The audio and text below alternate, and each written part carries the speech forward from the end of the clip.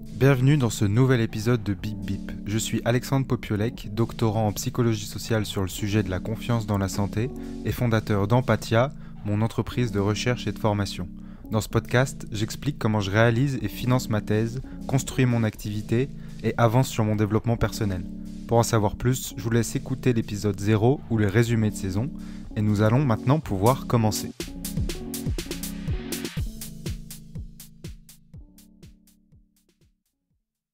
Ça faisait longtemps que j'avais si peu envie d'enregistrer un podcast. Voilà, quelle introduction. Alors, c'est pas un problème vis-à-vis de l'enregistrement, en fait, j'ai envie de l'exercice, mais je suis un peu perdu sur ce que j'ai à transmettre. Ce qui m'a motivé, c'est de me dire que bah, le podcast sert à ça. Il sert à parler aussi quand j'ai pas envie ou quand plutôt je me sens pas légitime à parler ou à continuer. Le problème, c'est pas l'envie. Et donc, me voilà lancé sur cet épisode sans structure originelle, c'est-à-dire que j'ai pas vraiment thèse, entreprise, développement personnel. J'ai noté quelques points, j'ai eu du mal à trouver ces quelques points. Et voilà, un petit peu de roue libre cette semaine et un petit peu bah, finalement de purge vue de ce qu'est le building public, c'est-à-dire une nouvelle, un nouveau creux de la vague, même si c'est un creux de la vague assez étrange parce que sur certains plans c'est le haut de la vague et sur certains plans c'est le creux de la vague. Mais bon, si l'épisode doit porter sur ça, eh bien au moins on voit comment on peut évoluer tout le long d'un projet tel que le mien. Alors par quoi commencer? Je vais commencer par ce dont les personnes commencent quand ils n'ont pas d'idée, c'est-à-dire parler de ce qu'il y a autour d'eux.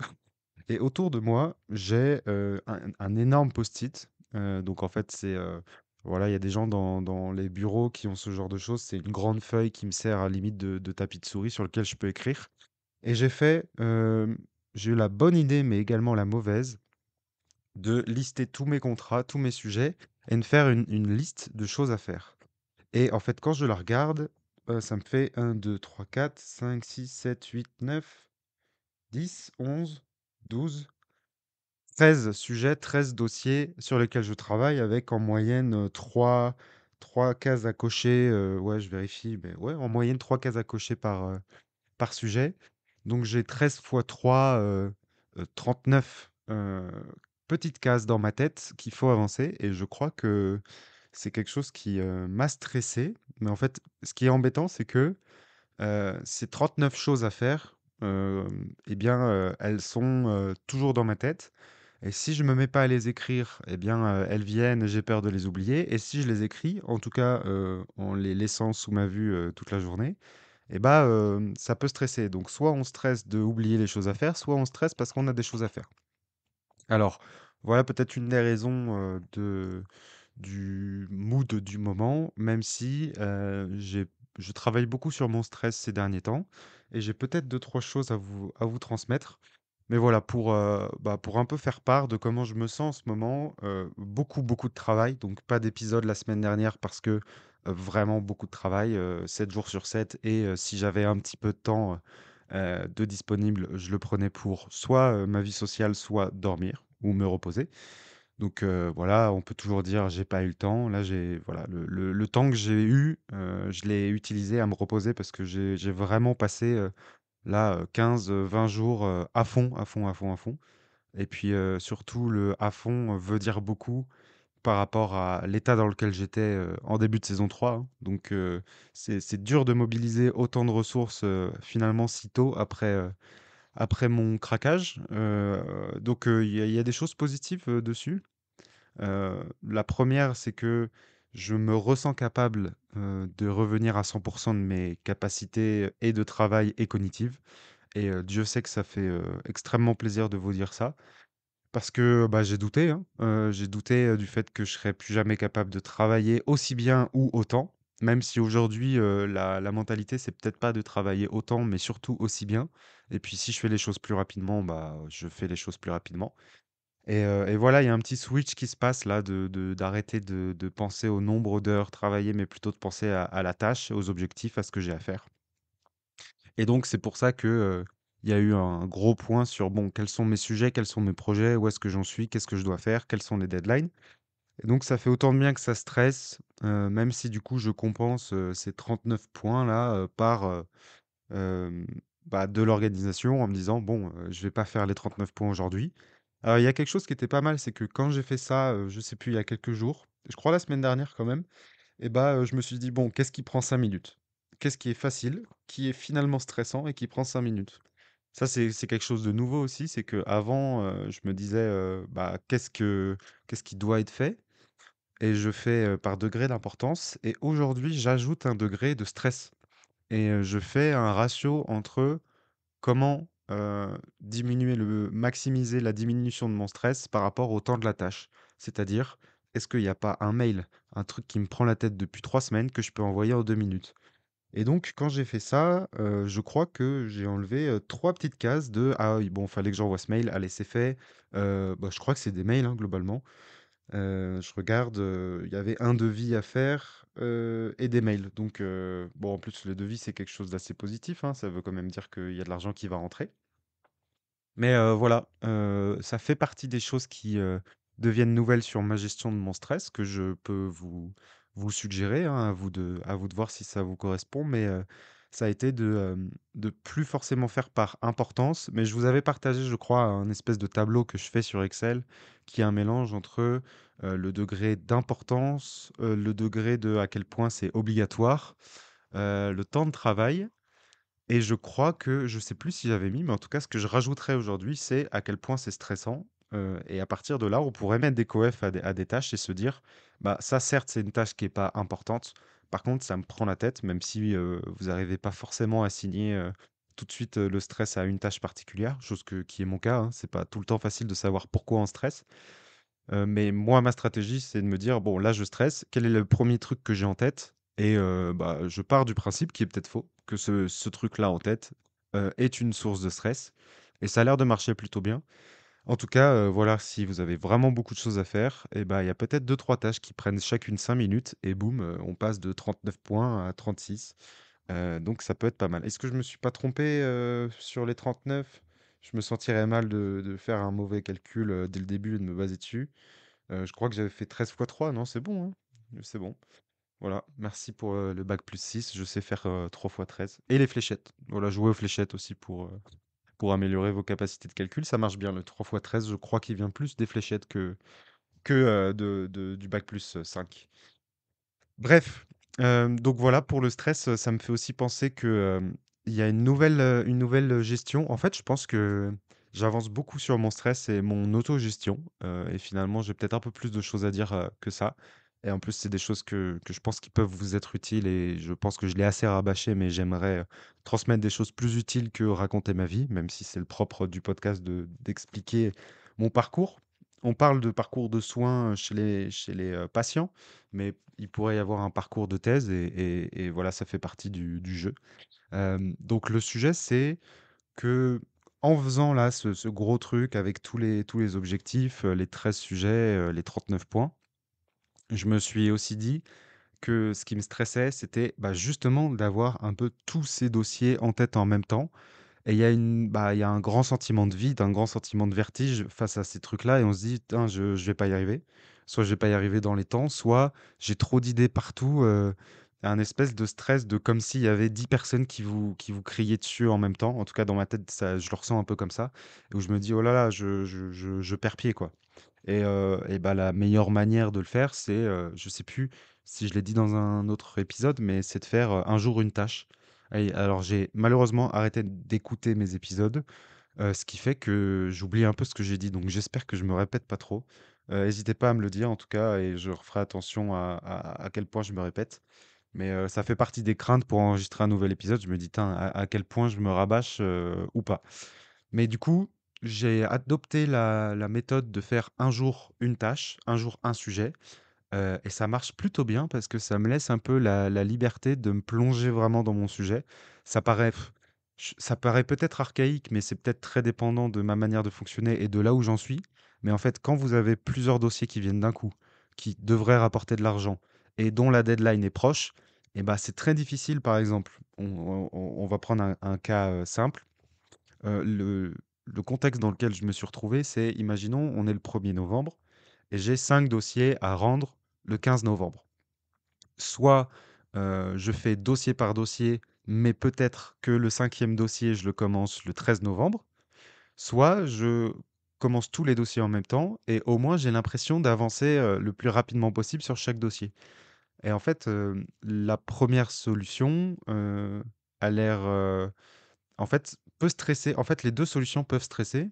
C'est-à-dire que si on avance un peu sur tous les dossiers et ben, on a ce truc un peu d'avoir beaucoup d'idées, beaucoup de choses, beaucoup d'infos et que c'est fatigant et que c'est stressant par la charge, mentale, la charge cognitive. Par contre, pour la deuxième version, si on fait, sujet par sujet, dossier par dossier, et bah, certes, on est content parce que le dossier 1, on l'a fini bien avant la deadline, sauf que le dossier 2, on le finit un peu moins avant la deadline. 3, 4 et 5, le cinquième, on le finit bah, limite la veille. Et donc, il faut un peu avoir les reins solides de se dire non, je sais que je vais y arriver. Et je sais que même si je prends le dossier 5 un peu à la dernière minute, mais juste parce que bah, je gère mon temps comme ça va bien se passer. Et en tout cas, alors peut-être que, d'autres conditions mènent à d'autres solutions, mais moi là, j'avais l'opportunité de au moins faire, bah, un jour un dossier, quitte à, quitte à alterner quand même les dossiers, mais en tout cas faire plusieurs dossiers, si c'est possible, hein. Faire plusieurs dossiers dans une journée, c'est fatigant, et c'est stressant. Donc, voilà, c'est une des solutions que j'ai trouvées et qui marchait plutôt bien. Surtout que en fait, ça permet aussi de se rassurer vis-à-vis de l'avancement des dossiers. Parce que bah, quand on commence et qu'on fait toute une journée sur un dossier, donc bon, je vais être plus précis, par exemple, un dossier, ça peut être faire un diaporama pour, enfin faire des diapos pour un cours qui a lieu dans 3 semaines. Et donc, soit on fait aller tous les jours ou tous les lundis 1 heure de diapo et puis on finira par y aller, soit on se met une claque et pendant un jour on se dit aujourd'hui je finis ça. Et en fait, faire cette solution aussi, ça nous expose à pouvoir profiter du fait qu'on a mal jugé le temps alloué pour faire une tâche. Ce qui fait que, et c'est ce qui est arrivé là ces dernières semaines, si je pense que pour préparer les diapos d'une formation, il va me falloir 4 jours pleins, et que bah, je m'y mets à fond et en fait en 3 jours pleins j'ai fini, et bah, j'ai gagné un jour. Là où cette différence-là se joue moins quand on fait plein de dossiers dans la journée, parce qu'on finit par un peu tout compenser l'avance qu'on pourrait avoir. En tout cas, c'est vraiment l'expérience que j'ai pu avoir cette semaine, ces 2 dernières semaines, avec bah, voilà, du travail en flux tendu. Et en plus, le fait de se mettre en position de travailler sur un sujet pendant une journée, et ben je trouve qu'on a beaucoup plus de jus pour travailler plus longtemps. Encore une fois, travailler plus longtemps, n'est pas, la métrique, suffisante, mais en fait, heu, travailler plus longtemps, c'est aussi le faire parce qu'on a envie et parce qu'on est à fond dans la tâche. Parce que faut quand même pas oublier que, bah, j'aime bien ce que je fais. J'aime particulièrement, faire des diapos, hein, réfléchir à comment transmettre les connaissances, c'est quelque chose qui m'intéresse beaucoup. Peut-être un peu moins, présenter les cours, mais je pense que c'est surtout parce que présenter les cours, c'est stressant et il y a un côté, bah, incontrôlable de comment c'est reçu et comment la dynamique de groupe va se créer. Même si, en fait, quand je stresse plus, je suis très content de transmettre. Mais je crois que ce qui me fait vraiment, enfin, d'autant plus, pas vraiment, d'autant plus kiffer, c'est préparer. C'est un peu l'ingénierie pédagogique.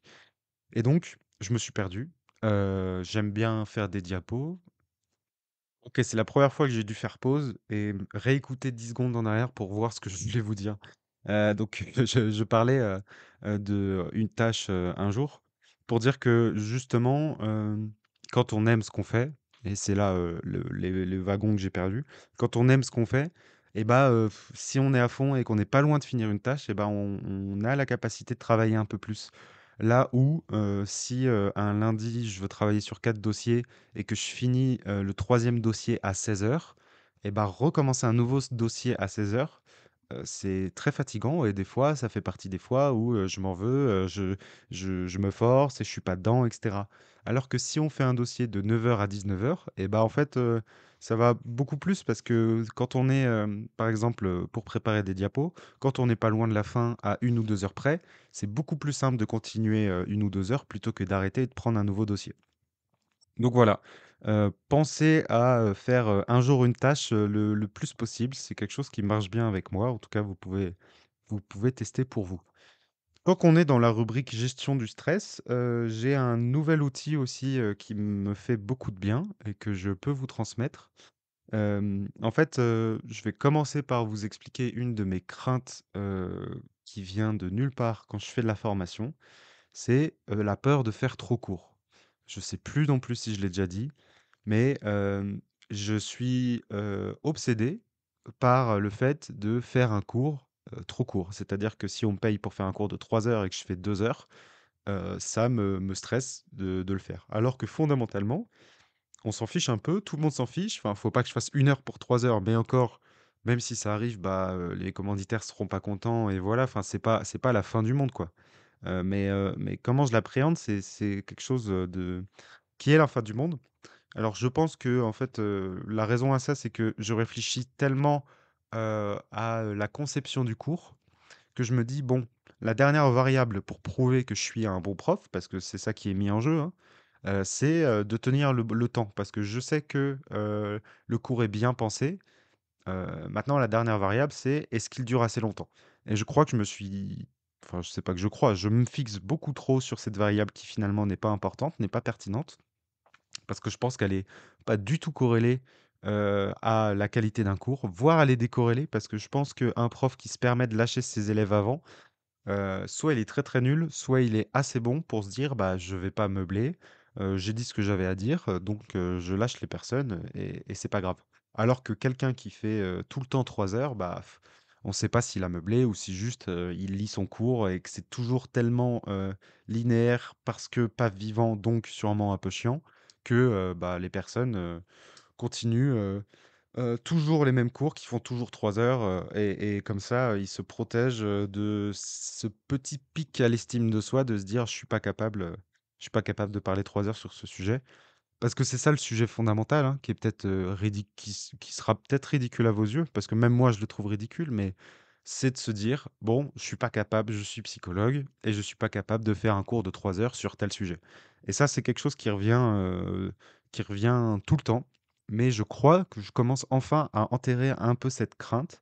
Donc voilà, pour les doctorants qui font des premiers cours, bah, je sais pas si ça peut être, intéressant, mais en fait, j'ai réorienté, mon attention sur des objectifs plus clairs, en répondant à une métrique sur la manière de se poser des objectifs que je voulais vous transmettre. Mais juste pour vous dire, là où ça a abouti, c'est que, j'ai enfin fait un cours, vendredi dernier, donc là, nous sommes dimanche, donc ouais, il y a 2 jours. Oui, je suis un peu perdu dans les jours vu que j'étais en travail un peu tout le temps, je suis un peu perdu. Mais et bah, j'ai lâché mes étudiants, 20 minutes avant la fin et j'étais beaucoup moins embêté, beaucoup moins stressé que ce que j'aurais pu être.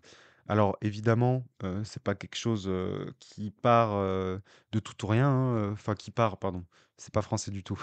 Évidemment, c'est pas une crainte, qui va être, évincée, du jour au lendemain, par une petite méthode, mais presque quand même. C'est-à-dire que quand je les ai lâchés 20 minutes avant, je me sentais un peu mal, mais beaucoup moins mal que ce que j'aurais pu, que comment j'aurais pu me ressentir, avant de penser à cet outil et d'avoir un petit peu switché ma manière de voir les trucs. Alors voilà pour le teasing, qui était, riche en fautes de syntaxe, mais l'outil, c'est qu'un objectif doit répondre à plusieurs critères. Alors moi, je connaissais, la structure SMART, donc ça doit être spécifique, mesurable. Et je me suis lancé alors que j'ai pas de notes, spécifique, mesurable, A, réaliste et temporel. Et le A, il me reviendra peut-être, mes excuses pour ceux qui l'ont et qui me trouvent nul, il m'est sorti de la tête. Mais en tout cas, là, c'est un autre outil, mais qui ressemble et en fait, que maintenant je vais utiliser. En fait, moi, je pensais que toutes ces outils-là, c'était pour, placer un projet, c'est-à-dire qu'un projet doit être, spécifique, mesurable. Je me suis lancé justement en espérant, ressortir le A, mais non, il est toujours pas là. Donc, spécifique, mesurable, réaliste et temporel. OK, j'ai fait une petite pause. Le A, c'est atteignable, donc un objectif doit être spécifique, mesurable, atteignable, réaliste et temporel. Donc ça, c'est quelque chose que je connaissais déjà, mais que déjà, j'utilisais uniquement pour les projets. C'est-à-dire que, pour définir un projet, quand on vient vers vous, il faut que ce soit spécifique, mesurable, atteignable, et cetera. Mais, l'avancée que j'ai faite, c'est que déjà ce genre de choses peuvent être mises par rapport à l'objectif qu'on se donne proprement sur un sujet. Par exemple, j'ai compris que, mon objectif était tout le temps de, faire la meilleure formation possible, et en fait, ça, c'est pas un objectif qui est bien défini, en fait, au lieu de la structure SMART que vous pouvez quand même utiliser, j'ai une autre structure qui s'appelle RAPTMER, et donc, j'applique cette méthode en me disant que un objectif doit être de mon ressort, donc c'est le R, à l'affirmatif, précis, temporel, mesurable, écologique et réaliste. Alors pour définir un peu plus, un objectif doit, être, associé ne doit dépendre que de vous ou, principalement que de vous, doit être tourné à l'affirmatif, donc c'est pas, ne pas faire, mais c'est plutôt faire ceci, doit être précis, il doit être temporel, il doit être mesurable, on peut le mesurer, doit être écologique, c'est-à-dire correspondre à vos valeurs, à qui vous êtes, à l'énergie que vous avez, à ce que vous aimez faire, et réaliste. Et en fait, quand j'ai remis, cette méthode-là, non plus sur mes projets, mais plutôt sur ma position au sein de mes projets, et bah, j'ai eu un gros déclic en me disant: «Bon, pourquoi je veux tenir 3 heures?» Ça peut être un objectif, mais le truc sous-jacent, c'est parce que je veux que ma formation soit, bien.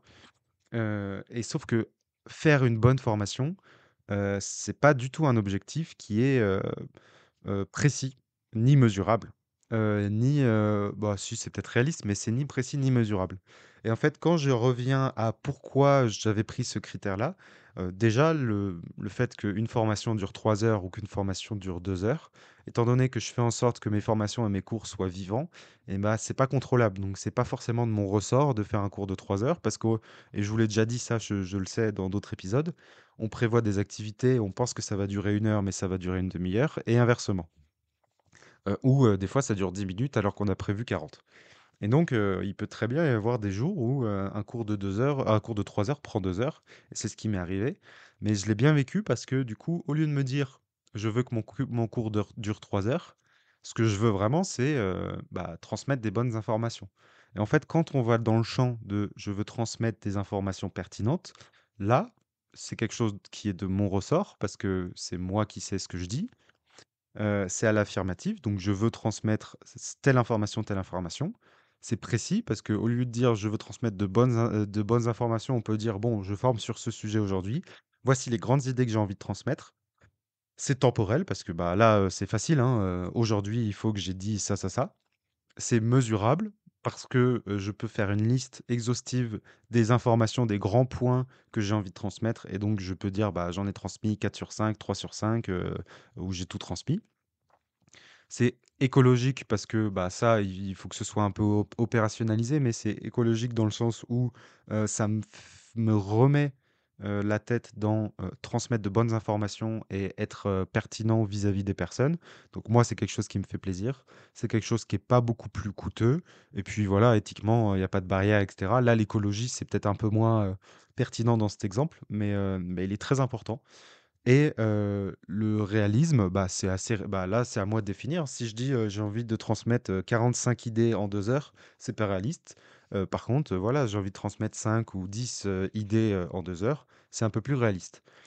Et en fait, en s encore une fois, c'était un déclic, donc c'est quelque chose qui peut paraître simple, mais en fait, il y a des outils simples, quand on vous le dit de la bonne manière, au bon moment, et sur le bon sujet, et bah, ça fait un déclic.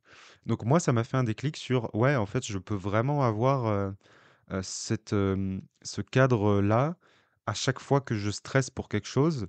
Et bah, en fait, j'ai remarqué que le stress venait du fait que j'avais un objectif personnel qui rentrait pas dans ces lettres-là. C'est-à-dire que, soit c'était pas réaliste, soit c'était pas écologique, soit c'était pas, de mon ressort.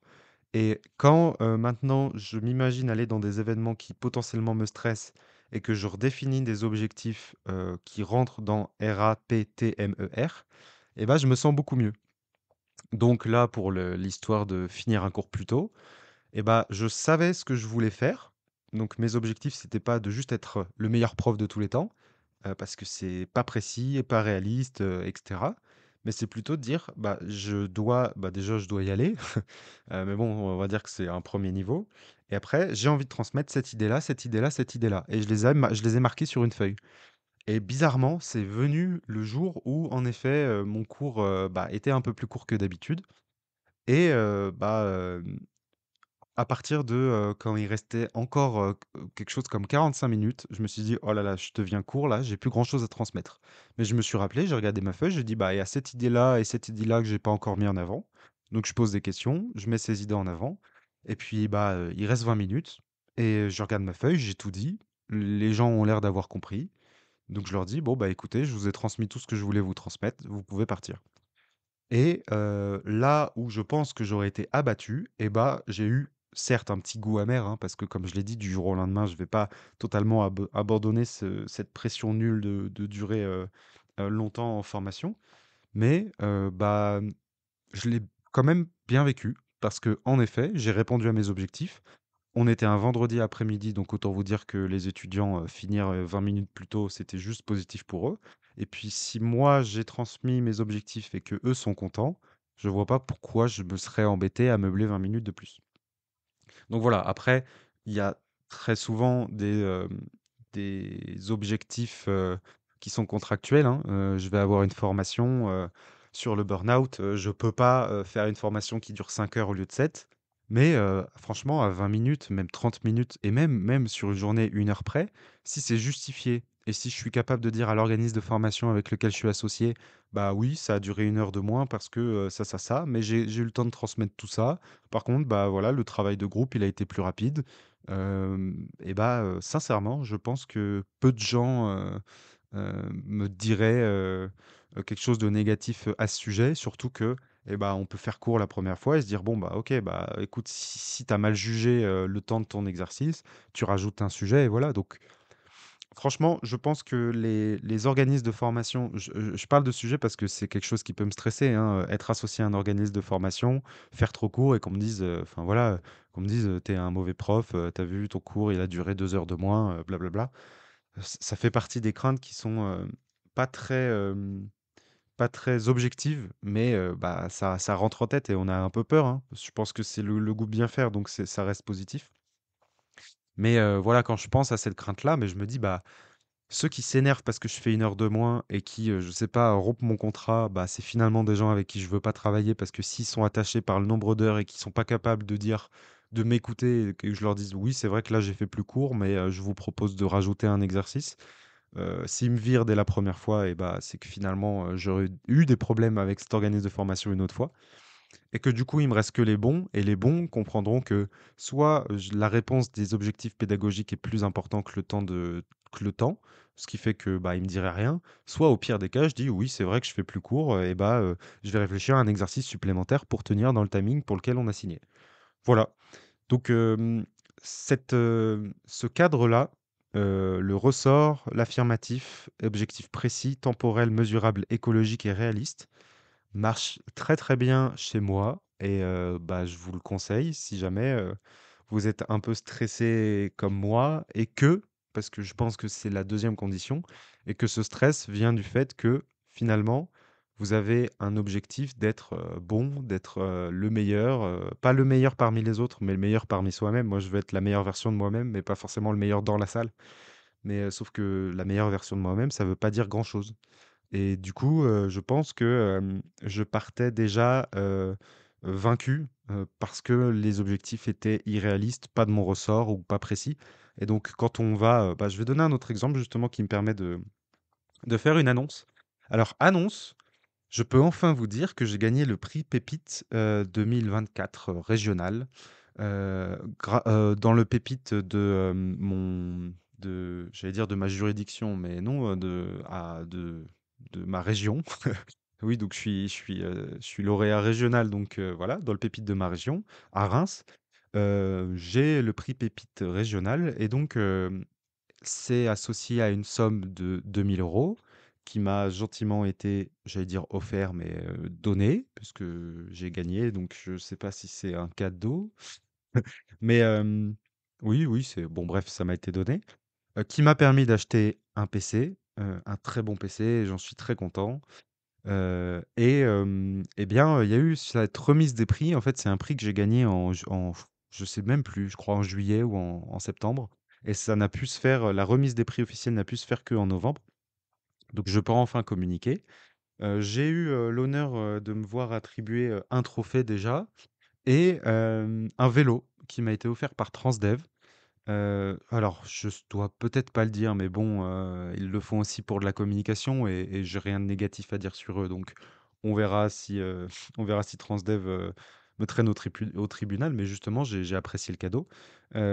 C'était un cadeau supplémentaire, à donner à l'un des lauréats, donc on était 4, et voilà, Transdev m'a choisi moi pour me fournir un très joli, vélo, non commercialisé, donc c'est un peu, prestigieux dans l'idée de se dire que, bah, j'ai quelque chose que peu de gens ont, quelque chose de rare. Et donc, en allant à cette remise des prix, je l'ai déjà transmis dans ce podcast, mais je fais pas partie de ceux qui, sont le plus à l'aise avec les événements, de réseau. Même si je vous ai déjà partagé, beaucoup de choses, que je sais un peu mieux, déterminer, quel, événement, peut me convenir et y aller dans quelles conditions, hein. Souvenez-vous, je vous ai dit, est-ce que l'objectif c'est de faire des rencontres ou non? Et est-ce que vous connaissez des gens ou non? Dans quel con et est-ce que ça vous est utile ou non? Et après, vous décidez si vous y allez ou pas, et si vous y allez avec quelqu'un ou pas. Là, en l'occurrence, c'était quelque chose, qui me concernait moi, donc je connaissais des gens, je savais pourquoi j'y allais, donc c'est pas quelque chose qui était très stressant, même si, bah, il y a toujours un petit stress parce que, bah, c'est tout, c'est pas spécifiquement, mon truc. Mais ce stress s'est totalement éteint quand je me suis mis le cadre, RAPT-MER, et j'ai redéfini mon objectif. Là où j'allais dans les événements, comme ça en disant, «Bon, il faut que je vende bien mon truc, il faut que je sois, un bon communicant», et bah, j'ai fait quelque chose qui rentre plus dans le cadre des règles pour se poser un objectif, et donc j'ai déterminé les objectifs de y aller, de sourire sur la photo et de répondre cordialement aux questions qu'on me pose. Voilà, ce sont des choses qui sont de mon ressort, qui sont affirmatifs, qui sont précis, temporels, mesurables, écologiques parce que ça m'allait. J'avais sincèrement pas envie d'être plus extraverti, plus le meilleur communicant qu'autre chose, à part répondre cordialement aux questions et sourire quand on m'offre 2 000 €. Et c'est totalement quelque chose de réaliste, hein. C'est même peut-être un peu en dessous de certaines exigences, mais j'avais pas beaucoup plus à donner. Et donc, en me donnant ces objectifs, ça m'a déstressé, ça m'a dédouané d'une certaine pression de être le meilleur partout, tout le temps, être la meilleure version de moi-même. Et finalement, eh ben, je crois que j'étais, une belle version de moi-même parce que, bah, j'y suis allé déstressé. Déjà juste en passant la porte, j'avais un tiers de mes objectifs qui étaient passés, et donc je me suis senti beaucoup plus, ouvert à, discuter avec les gens, à, répondre aux questions, et finalement je pense que c'est plus échangé que si je m'étais donné, comme objectif de, je sais pas, parler à tout le monde, ou être, bon dans mes réponses, et cetera. Donc là, il y a quand même le fait que l'objectif était mis en dessous, mais il y a aussi le fait que, bah, il a répondu aux critères, à des critères précis, qui sont assez positifs. Donc voilà, ça, c'est vraiment quelque chose qui m'aide beaucoup sur mon stress. Si ça peut vous aider aussi, et bah, je serais content que ça soit le cas. Voilà pour, la plupart des choses que j'avais à vous dire. J'ai encore quelques éléments, et je pense que ça ressemble à une rubrique, mais bon, je pense que je vais pas le mettre en rubrique, mais j'ai envie de vous parler du futur, de ce que j'envisage de faire dans les prochains temps. C'est pas du tout le moment, mais je vais peut-être faire c'est pas des annonces, mais c'en est peut-être. C'est peut-être des annonces de 2025, de ce que j'ai envie de faire, de la suite. Je pense que c'est assez positif, quand mon cerveau se projette vers la suite, c'est qu'il est assez déstressé. Donc j'ai déjà envie de faire plein de choses en 2025, et j'avoue que j'y pense déjà parce que mon agenda est déjà quasiment complet jusque fin 2024. Donc bah, finalement, les prochaines nouvelles, choses que je veux faire que je veux faire tout court, ça se place tout de suite en 2025. Et donc j'ai déjà des projets, Et voilà, je réfléchis pas mal à la suite. Je pense qu'il y a aussi le fait que j'ai beaucoup, beaucoup travaillé ces 15 derniers jours et que là, je sens enfin que c'est la fin de cet élan, qui me permet de finir, l'année, un peu plus, tranquillement. Quand je dis tranquillement, c'est normalement, hein. C'est-à-dire, avoir, tout ou partie de mes week-ends et ne pas travailler, trop tard, la semaine. Du coup, je me projette sur la suite.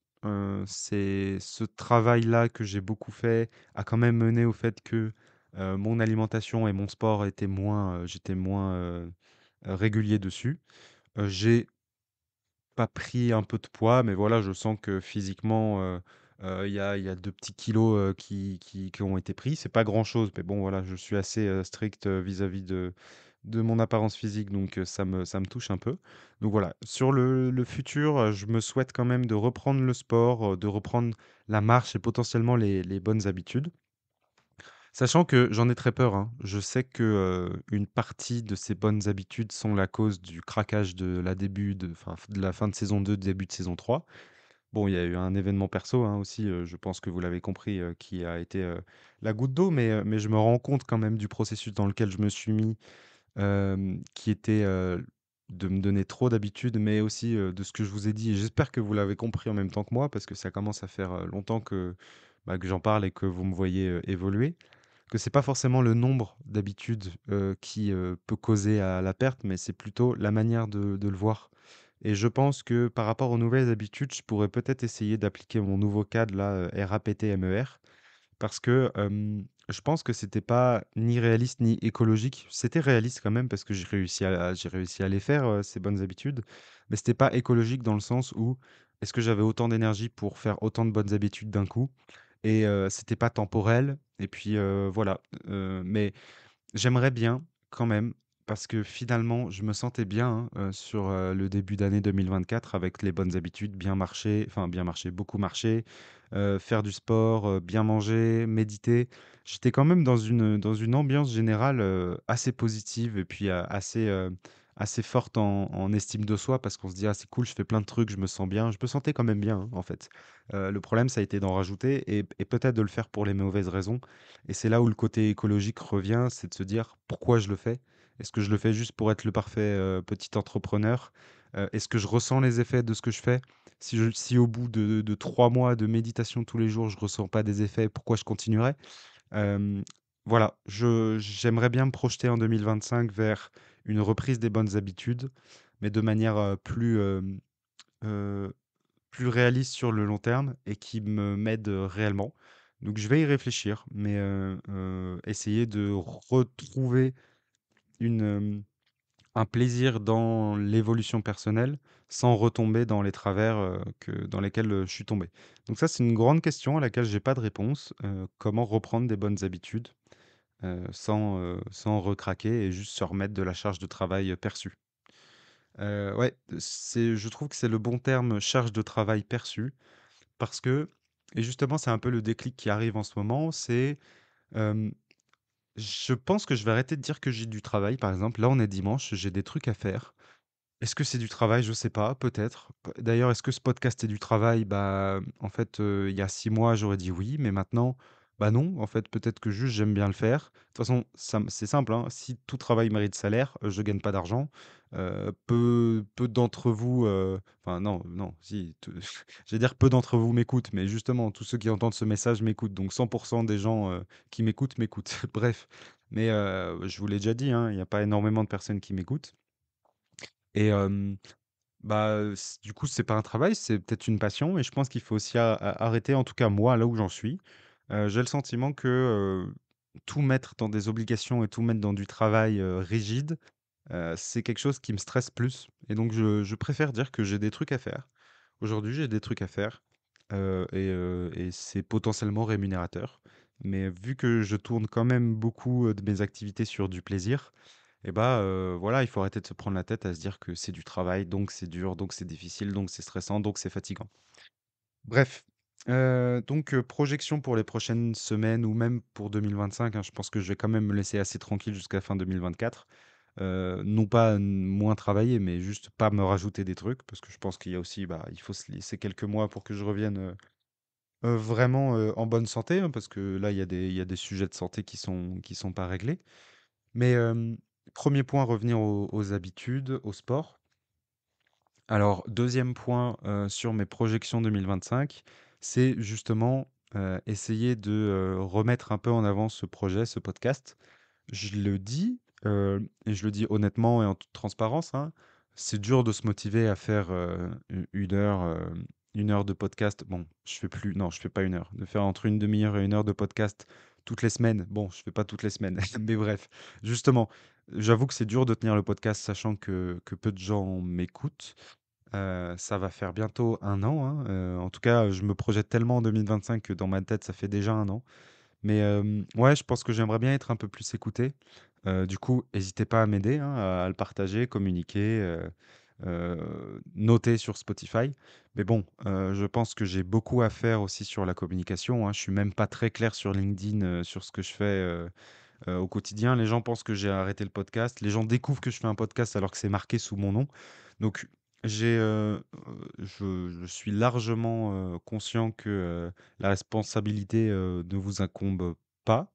En fait, vous n'êtes pas responsable du tout, mais vous pourriez m'aider, à, partager, le podcast. Après, j'avoue que je regarde souvent les écoutes, par rapport au dernier épisode, mais ça se trouve, il y a plein de gens qui sont en train de me découvrir et qui, sont en train de se taper les premiers épisodes, avec 1 an de retard et qui juste, sont en train de binge watcher, tout le podcast.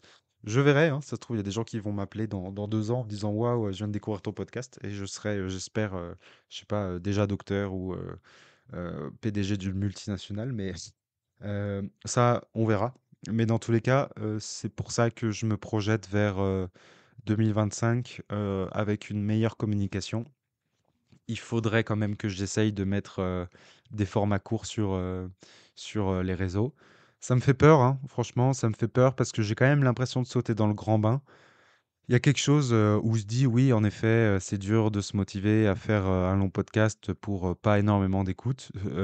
Mais je suis aussi un petit peu ambivalent parce que je l'ai, hein, la méthode pour, faire, avoir plus d'écoute, c'est de m'exposer plus.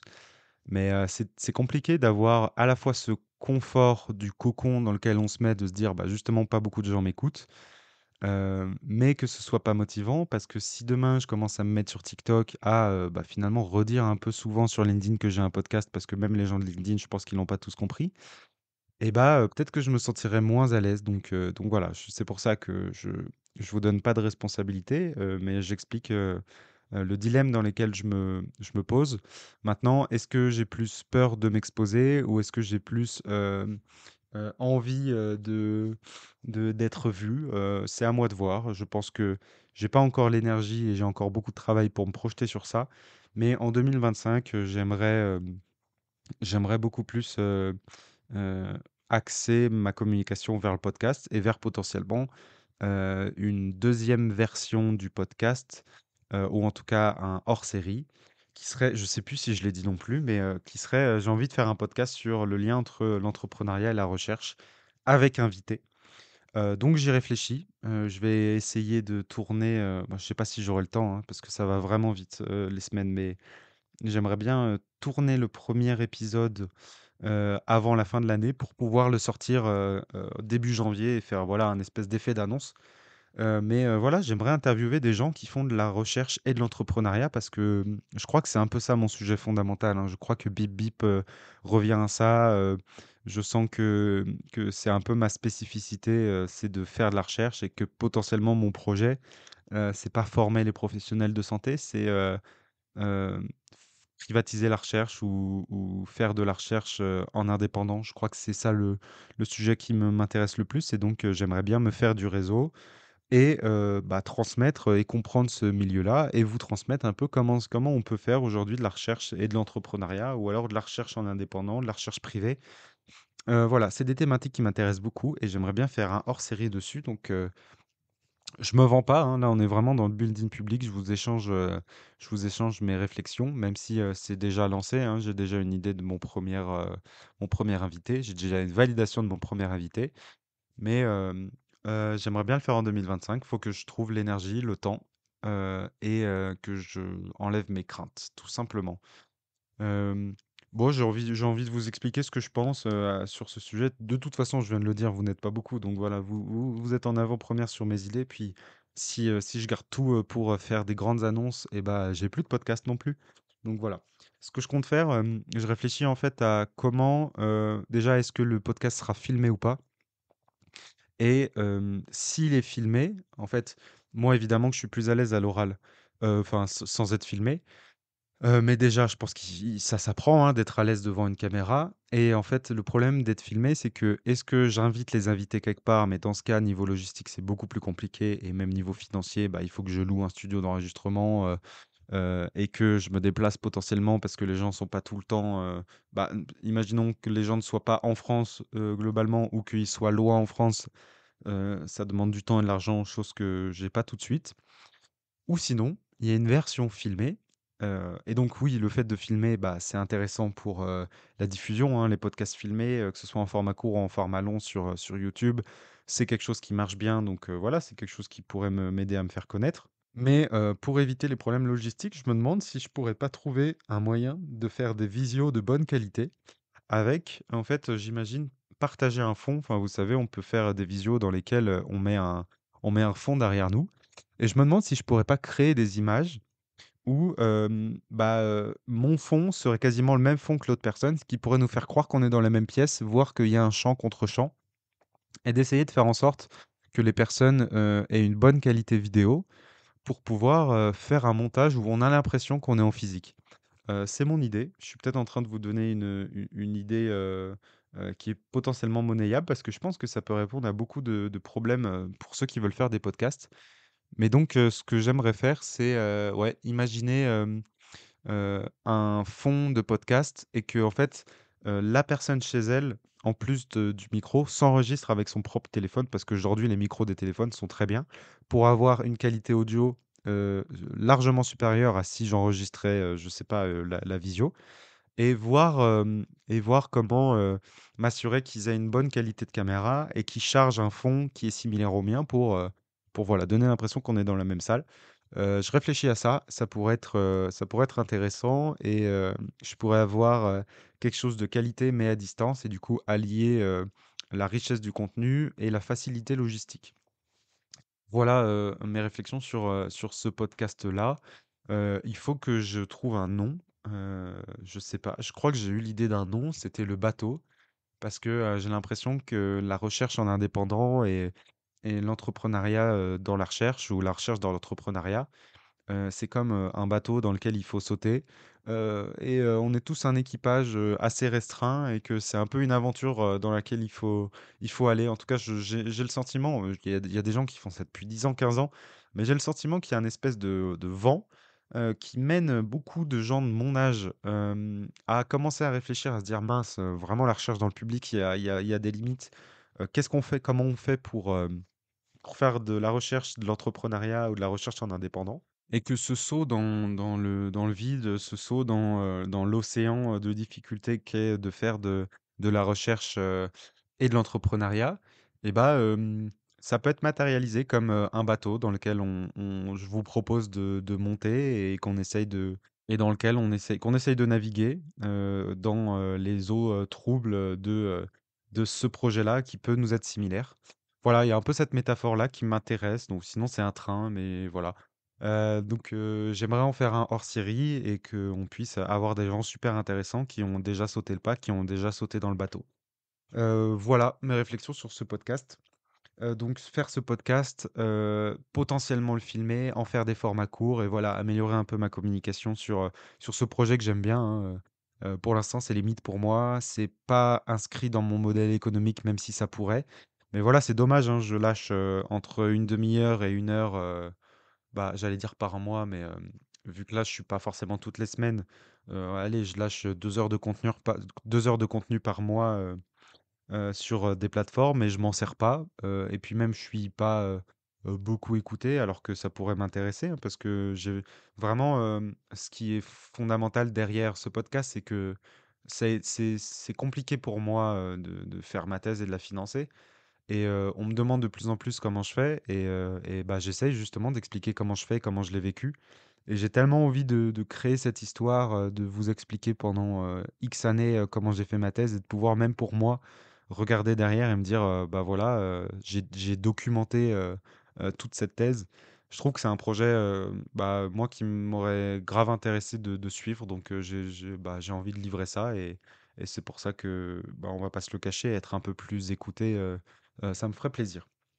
Bon, je vais pas vous dire ça à chaque fois parce que ceux qui m'écoutent, vous allez vous sentir mal, alors que vous êtes, justement, vous êtes la base solide, de mes auditeurs, et donc c'est vrai, au lieu de vous dire que vous êtes pas assez, et ben, j'en profite pour vous remercier de m'écouter, et de me suivre, hein. J'ai quand même des messages de gens, proches, qui me font des retours et que je sais que vous m'écoutez donc ça fait plaisir, hein, je sais, entre 0 et 10 personnes, c'est un pas énorme, hein, de quand même se sentir, parler à quelques personnes donc merci d'être encore là et j'espère vous fournir encore du contenu intéressant pendant longtemps. Hem, donc voilà, pour 2025, nouvelle communication, nouveau podcast, reprendre de bonnes habitudes, me remettre un peu plus sur LinkedIn parce que là, même un post par semaine, j'y arrive pas donc peut-être me remettre un post, par semaine sur LinkedIn. En tout cas, je vais revoir tous ces objectifs vis-à-vis de, RAPT, MER, voir comment ça peut marcher pour pas me faire, craquer. J'aimerais développer aussi, mes formations et mon réseau sur, et puis même, le réseau pour la thèse, sur l'environnement kiné-ostéo parce que je sais que c'est un sujet où le relationnel, et le lien entre le relationnel et l'observance, l'application des recommandations, est très pertinent. Donc voilà, 2025, j'aimerais m'étendre un peu du côté de kiné-ostéo et de la même manière, j'aimerais, voir comment développer une nouvelle formation, DPC. Donc, c'est le système qui rembourse les professionnels de santé pour être formés. Il va y avoir des nouveaux sujets de formation remboursables et donc moi, en 2025, va falloir que j'ai un nouvel élan, de démarchage, où en disant à des organismes de formation: «Je peux, assurer tel sujet, tel sujet, tel sujet».